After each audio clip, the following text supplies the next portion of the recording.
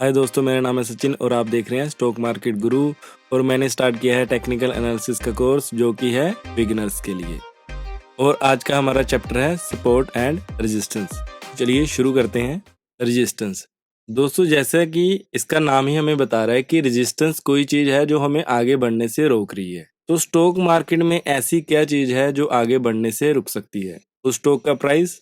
तो रेजिस्टेंस क्या है? रेजिस्टेंस इज समथिंग जो कि स्टॉक का प्राइस को आगे बढ़ने से रोकती है। और रेजिस्टेंस एक प्राइस पॉइंट होता है, ठीक है, कि इस प्राइस से हमारा स्टॉक आगे नहीं बढ़ रहा। तो रेजिस्टेंस लेवल एक प्राइस पॉइंट होता है जहाँ पे हमारे ट्रेडर्स मैक्सिमम सप्लाई को एक्सपेक्ट करते हैं कि यहाँ पे सप्लाई हमारी बढ़ जाएगी। सप्लाई बढ़ने से क्या होगा?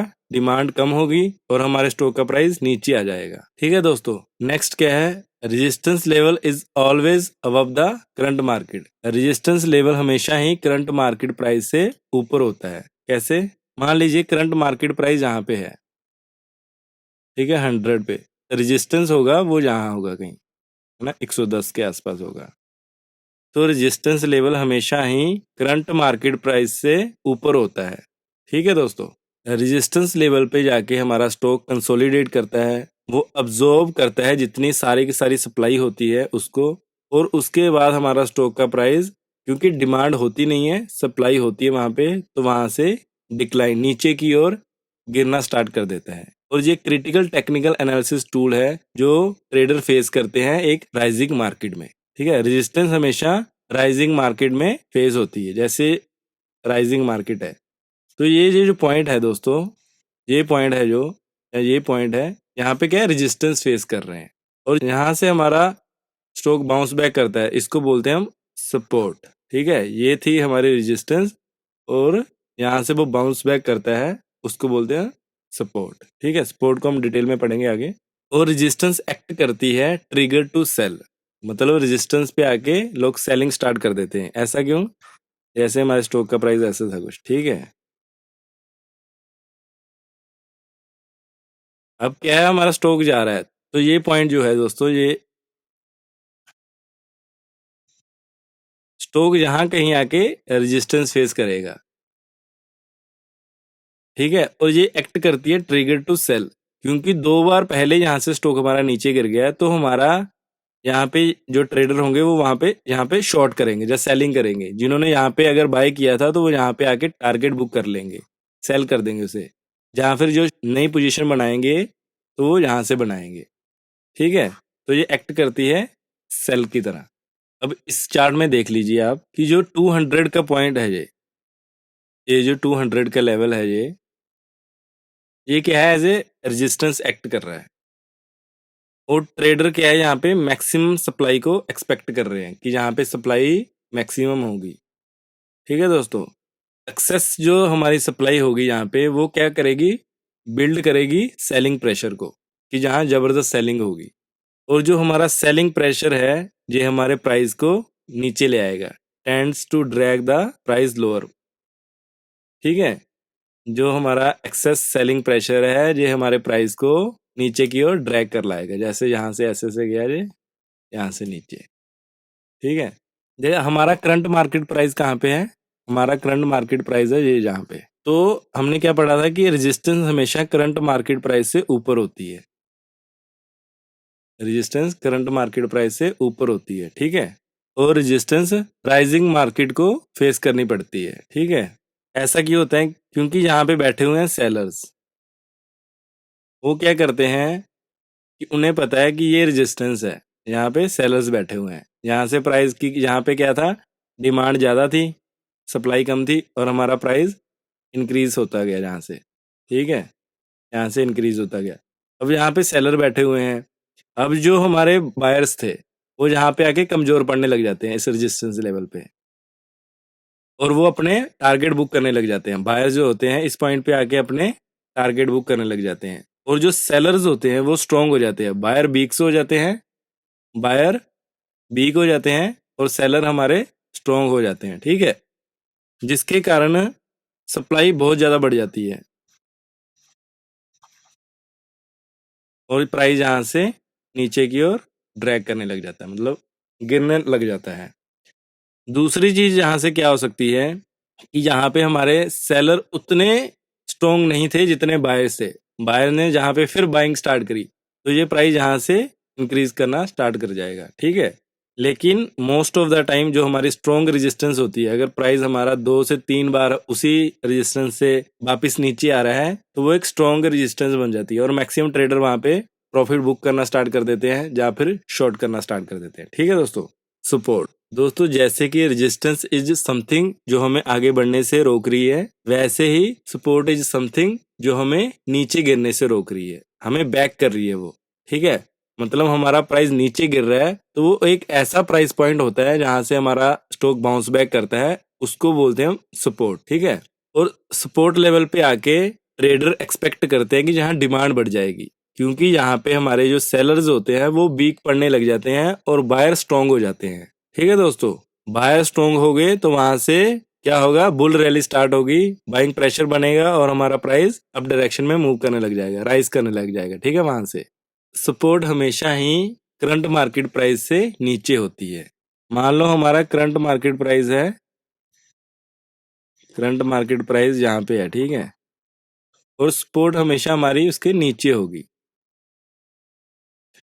जो अगर हमारा शेयर का प्राइस ऐसे नीचे गिर रहा है, जो इस पॉइंट पे आके सपोर्ट देगी, ठीक है, ये हमेशा नीचे होता है, इसके करंट मार्केट प्राइस से नीचे होती है सपोर्ट लेवल।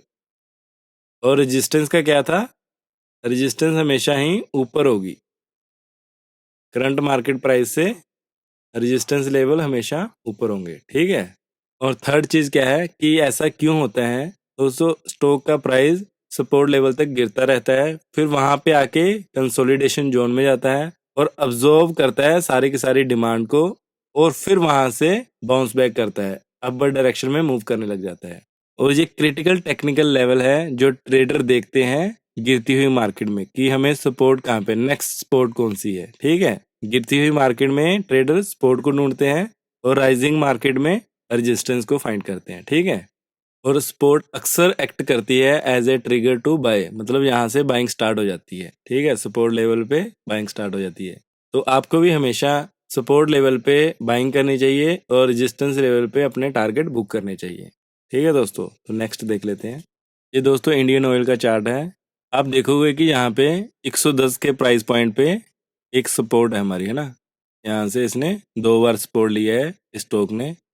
तो यहाँ पे क्या हो रहा है कि डिमांड बढ़ जा रही है, एक्सेस डिमांड है, और जो एक्सेस डिमांड है ये क्या है, बाइंग प्रेशर को बिल्ड कर रही है, और जो एक्सेस बाइंग प्रेशर है ये हमारे प्राइस को बढ़ा रहा है, इंक्रीज कर रहा है, ठीक है दोस्तों। ऐसा क्यों हो रहा है, क्योंकि इस पॉइंट पे, क्योंकि ये जो पॉइंट है यहाँ पे बैठे हुए थे सेलर्स, तो यहाँ पे उन्होंने, सेलर बहुत स्ट्रांग थे तो वहां से हमारा प्राइस नीचे आ रहा था, ठीक है। और यहाँ आते आते तक हमारे सेलर्स वीक पड़ गए, सेलर्स हमारे वीक पड़ गए, और इस लेवल पे बैठे हुए थे हमारे बायर्स। सेलर्स वीक पड़ गए और बायर ने बाइंग स्टार्ट कर दी, और बायर हो गए हमारे स्ट्रॉन्ग सेलर से, तो हमारा प्राइस इंक्रीज करने लग गया, ठीक है।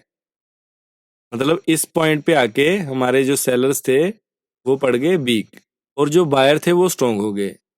सेलर वीक पड़ गए मतलब हमारी सप्लाई कम होगी, सेलर्स वीक पड़ गए मतलब हमारी सप्लाई कम होगी, और जिसके कारण डिमांड बढ़ गई, हमारी सप्लाई कम है डिमांड ज्यादा है, तो क्या होगा, प्राइस बढ़ेगा। अगर हमारे जो सेलर्स हैं उन्होंने यहाँ पे शॉर्ट किया होगा तो वो सपोर्ट लेवल एक ऐसा पॉइंट देखते हैं जहाँ पे वो अपने टारगेट बुक कर लेते हैं, ठीक है। यहाँ पे आके वो अपने टारगेट बुक कर लेंगे, और जो बायर्स होंगे वो यहाँ से नई पोजीशन बनाएंगे, सपोर्ट लेवल पे आके बायर्स हमारे नई पोजीशन बनाएंगे।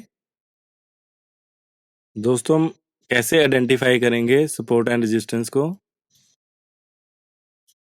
इसके लिए हम देख लेते हैं। ऐसे हमारा प्राइस यहाँ से ऊपर जा रहा था, यहाँ से नीचे गिरा, यहाँ से ऐसे, ठीक है। ये हमारा कुछ प्राइस ऐसे मूव कर रहा था। तो आप देख रहे होंगे कि ये एक ऐसा पॉइंट है, ये एक ऐसा पॉइंट है जहाँ पे हमारा स्टॉक आके रेजिस्टेंस फेस कर रहा है, ठीक है। यहाँ पे कि इसने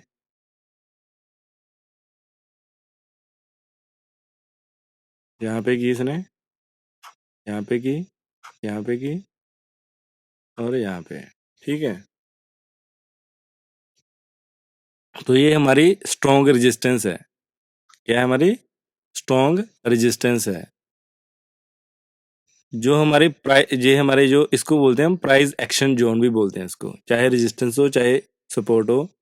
हमें दो या तीन, है ना, कम से कम दो, नहीं तो तीन या तीन से ज्यादा प्राइस एक्शन पॉइंट ढूंढने चाहिए। जैसे इसमें कितने हमारे चार हैं रेजिस्टेंस में। ठीक है, चार पॉइंट से यहाँ पे प्राइस हमारा, यहाँ से प्राइस हमारा स्टॉक का नीचे आया है। ठीक है, उसको रेजिस्टेंस फेस करनी पड़ी है।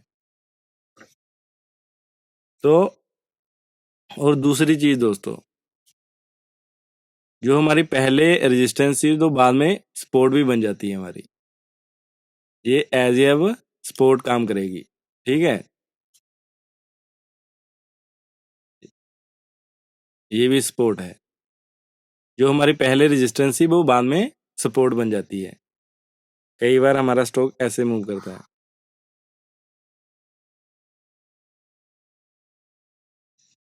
तो जो हमारी पहले ये रेजिस्टेंस थी बाद में ये सपोर्ट बन गई, ये रेजिस्टेंस थी बाद में ये सपोर्ट बन गई। ठीक है, ये रेजिस्टेंस थी, बाद में ये हमारी यहाँ पे सपोर्ट बन गई। ये रेजिस्टेंस थी और यहाँ पे सपोर्ट की तरह एक्ट करेगी। ठीक है, कम से कम 3 पॉइंट मिलाने चाहिए हमें फाइंड करने के लिए, चाहे वो रेजिस्टेंस हो या सपोर्ट हो।